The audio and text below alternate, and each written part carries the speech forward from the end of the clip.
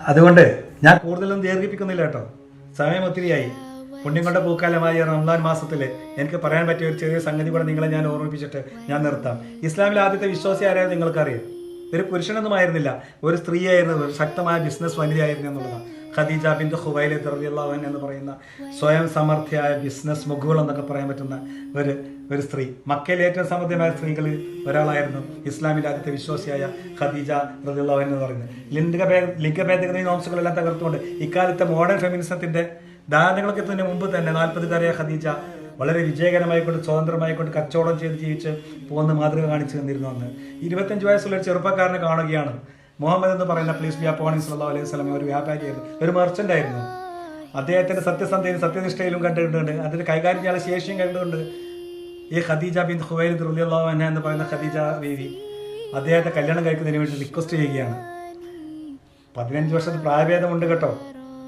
25 വയസ്സുള്ള മുഹമ്മദ് സല്ലല്ലാഹു അലൈഹി വസല്ലമക്കും അതുപോലെ 40 വയസ്സുള്ള ഖദീജക്കും തമ്മിലുള്ള ഇടയിൽ അന്തരം എന്ന് പറയുന്നത് 15 വർഷമാണ്, 15 വയസ്സാണ്.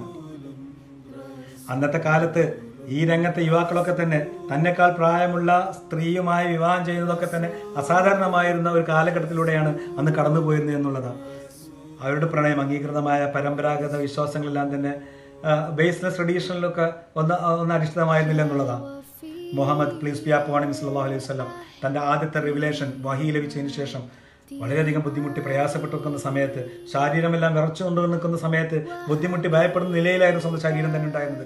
അദ്ദേഹം റസൂൽ സല്ലല്ലാഹു അലൈഹി വസല്ലം തൻ്റെ ഭാര്യയുടെ അടുത്തേക്ക് ഓടി വരികയാണ്, ഖദീജയുടെ അടുത്ത് ജമിലൂനി യാ ഖദീജ എന്ന് പറഞ്ഞിട്ട്. പാട്ടൊക്കെ കിട്ടേണ്ടത് നമ്മൾ ഒട്ടും സംശയിക്കാതെ തന്നെ ഖദീജ റളിയല്ലാഹു അൻഹ അദ്ദേഹത്തെ സ്വീകരിച്ചു. എന്താണ് കാരണമെന്ന് പോലും ചോദിച്ചില്ല, എന്താ നിങ്ങൾക്ക് പറ്റിയെന്ന് പോലും ആലോചിക്കേണ്ടി വന്നില്ല. അത്രക്ക് ചേർത്ത് പിടിച്ചുകൊണ്ട് ഖദീജ റളിയല്ലാഹു അൻഹ അദ്ദേഹത്തെ ആശ്വസിപ്പിച്ചു എന്നുള്ളത്.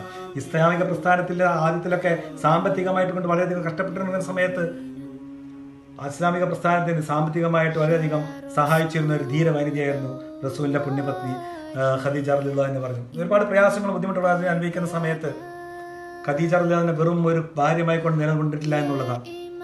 കൂടെ തന്നെ നിൽക്കുകയും അതുപോലെ തന്നെ കട്ടക്ക് നിൽക്കുകയും ഒരു പാറ പോലെ കൂടെ നിൽക്കുകയും ഉപദേശകയായിക്കൊണ്ടും തുല്യ പങ്കാളിത്തം ഉറപ്പിച്ചുകൊണ്ടും ഖദീജ തന്റെ ശക്തിയും എല്ലാം തന്നെ തെളിയിച്ചിട്ടുണ്ട് എന്നുള്ളതാണ്. തൻ്റെ പാത സ്നേഹത്തിലൂടെ തന്നെ മുന്നോട്ട് നയിച്ചുകൊണ്ട് അങ്ങനെ ഇസ്ലാമിനെ സ്ത്രീകൾക്ക് അംഗീകാരമില്ല എന്ന് പറഞ്ഞാലൊന്നും ആരെങ്കിലും പറഞ്ഞാൽ നമുക്ക് അംഗീകരിക്കാൻ പറ്റുന്ന സാധ്യതയല്ല. ഒരു മതത്തിലും അങ്ങനെയല്ല കേട്ടോ. എല്ലാ മതങ്ങളിലും സ്ത്രീകൾക്ക് അതിൻ്റെ അംഗീകാരം കൊടുത്തിട്ടുണ്ട് എന്നുള്ളതാണ്. ഇവിടെ വിഷയം അതൊന്നുമല്ല. ഞാൻ പറഞ്ഞു വന്നത് ഈ കഥകളൊക്കെ എല്ലാവർക്കും അറിയും. ഇവനെന്താ പറയുന്നതെന്ന് വിചാരിക്കും, നിങ്ങൾ വിചാരിക്കേണ്ട. പക്ഷെ ഒരു കാര്യം നിങ്ങളോട് പറയാം, എല്ലാ പ്രയാസത്തിലും എല്ലാ ബുദ്ധിമുട്ടിലും പ്രശ്നങ്ങളിലും നമുക്ക് ജമിലൂനി എന്ന് പറഞ്ഞു വന്ന മുഹമ്മദിനെ റസൂലുള്ളാഹി അലൈഹി വസല്ലമയെ കെട്ടിപ്പിടിച്ച ഖദീജയെ പോലെയുള്ള ഒരു ഭാര്യ നിങ്ങൾക്കുണ്ടോ എന്നുള്ളതാണ്. ഈ പ്രസംഗം കേൾക്കുന്ന ഏതെങ്കിലും ഭാര്യമാർ ഏതെങ്കിലും അടുക്കളയിലുണ്ടെങ്കിൽ നിങ്ങളോട് ഒന്ന് ആലോചിക്കുന്ന നെഞ്ചത്ത് കൈവച്ചുകൊണ്ട് എൻ്റെ ഭർത്താവിനെ ഞാൻ സ്നേഹിച്ചിട്ടുണ്ടോ, സ്നേഹിക്കുന്നുണ്ടോ എന്നുള്ളത്. പ്രയാസങ്ങളിലും ബുദ്ധിമുട്ടുകളിലൊക്കെ സന്തോഷത്തിലും സന്താപത്തിലും ഒക്കെ കൂടെ നിന്നുകൊണ്ട് നിങ്ങൾക്ക് നിങ്ങളുടെ ഭർത്താവിനോട് കൂടെ നിൽക്കാൻ സാധിക്കുന്നുണ്ടോ എന്നുള്ളതാണ് നമ്മൾ ആലോചിക്കേണ്ടുള്ളത്.